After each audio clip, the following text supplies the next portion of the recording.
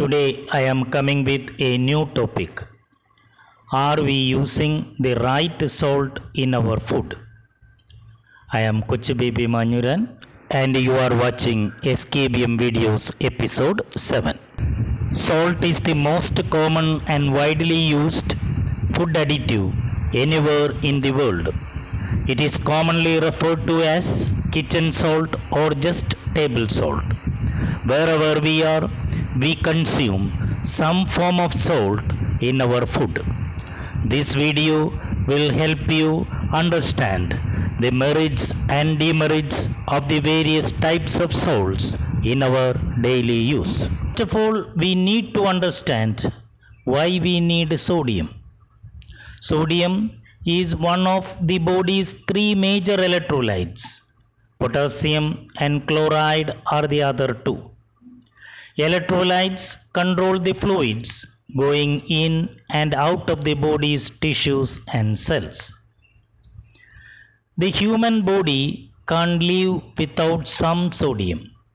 It is needed to transmit nerve impulses, contract and relax muscle fibers, including those in the heart and blood vessels, and to maintain a proper fluid balance.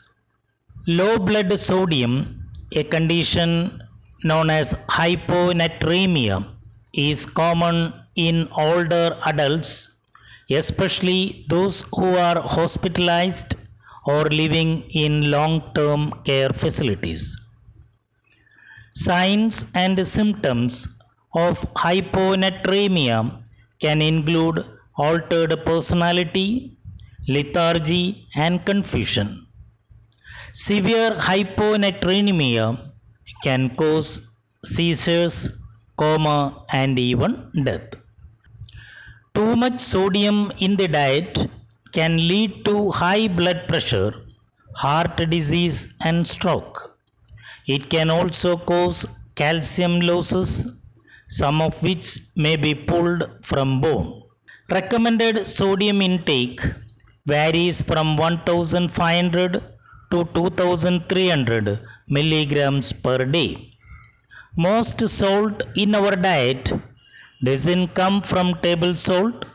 It comes from processed and prepared foods which use high amounts of sodium as a preservative. Now we will see the various salts in our daily use. First of all, we have to see sea salt. Sea salt, also called bay salt or solar salt, is a white salt produced by the evaporation of seawater.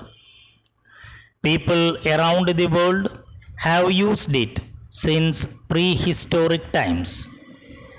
It is popularly used in cooking, preserving food, and in cosmetics. It is mostly sodium chloride, and depending on its source and processing, it usually contains various trace minerals like potassium, iron, calcium, magnesium, strontium, and zinc. Coming to the advantages of sea salt, we can see that real sea salt has been used for thousands of years by our ancestors and have been a precious commodity to season food and boost onto the fluids for longer.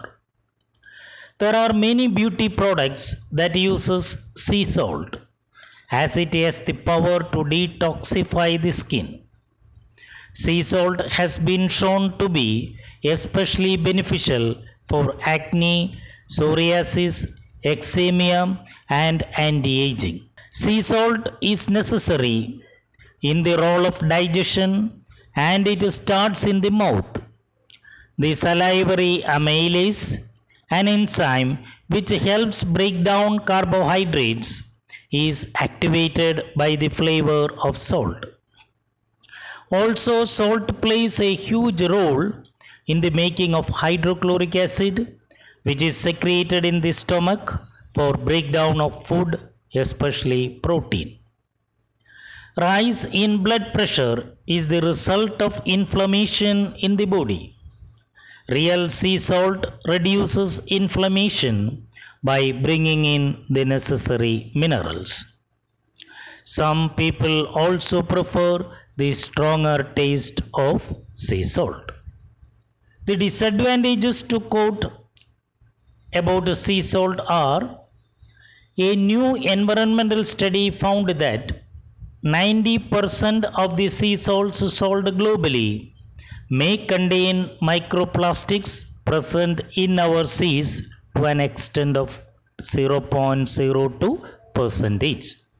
Yet another disadvantage to quote is sea salt does not contain iodine, and lack of iodine can cause poor growth and cognitive disorders in children. Sea salt has also been shown to be contaminated sometimes by fungi that can cause food spoilage, and some of them may be even mycotoxigenic. Now we will come to iodized salt. From 1920 onwards, many countries around the globe began fortifying table salt with iodine in an effort to prevent iodine deficiency. Adults need at least 150 micrograms of iodine per day. Women who are pregnant or breastfeeding need 220 to 290 micrograms per day respectively. Iodized salt is usually produced by injection of 3 to 4% aqueous solution of potassium iodide in a controlled manner into the wet salt. Thus, iodized salt has potassium iodide in it, along with some dextrose and anti-caking agents. The anti-caking agents used are sodium silicoaluminate, potassium ferrocyanide, etc. The anti-caking agents help to absorb water and prevent clumping. Dextrose is added as a stabilizer to prevent potassium iodide from oxidizing and evaporating. For most people, iodized salt is probably the easiest way to maintain sufficient iodine intake. Other good sources of iodine include milk, cheese, yogurt, eggs, and vegetables grown in iodine-rich soil. 4 inorganic compounds that are used as iodide sources include potassium iodide, potassium iodide, sodium iodide, and sodium iodide. Our thyroid gland uses iodine to produce thyroid hormones which aid in tissue repair, regulate metabolism, and promote proper growth and development. Thyroid hormones also play a direct role in the control of body temperature, blood pressure, and heart rate. Women who are pregnant or breastfeeding are at a higher risk of deficiency because they require more iodine. Low levels of iodine can cause brain damage and severe problems with mental development in children. When our body doesn't have enough thyroid hormones, thyroid gland is forced to go into overdrive to try to compensate and make more hormones. This causes the cells in our thyroid gland to rapidly multiply and grow, resulting in swelling in the neck known as goiter. Coming to the advantages of iodized salt, first one to quote is: there is no chance of contamination from microplastics and fungi, as iodized salt is a manufactured product underwent processing. Second advantage is that it contains iodine, an essential nutrient vital for thyroid hormone production. Coming to the disadvantages of iodized salt. First one is it contains synthetic iodine additives rather than natural ones. Second disadvantage is the manufacturing process removes from it natural nutrients like magnesium, calcium and potassium. Number 3, during the manufacturing process, anti-caking agents like sodium silicoaluminate, potassium ferrocyanide, silicon dioxide, yellow prussiate of soda, etc. are added. These unwanted chemicals also gets ingested as we consume iodized salt, even though they are added in permissible quantities. The third salt in use is pink Himalayan salt. Pink Himalayan salt is a type of rock salt that is found in the Punjab region of Pakistan near the foothills of the Himalaya and harvested by hand from the Kevra salt mine. It has been reported that the pink salt comes from remnants of ancient seabeds that were crystallized over 600 million years ago. It is chemically similar to table salt, which has 98% of sodium chloride. It gets its rosy hue from trace minerals in the salt, particularly iron, magnesium, potassium and calcium. It is generally more expensive than regular salt, but is also considered healthier and more pure. Himalayan salt is both a cooking salt and a finishing salt. For cooking, the coarse crystals are made finer in a salt grinder. When used as a finishing salt, many people leave it coarse for both the visual effect of the pink salt on the food and for a burst of saltiness when the large crystal comes in contact with the taste buds.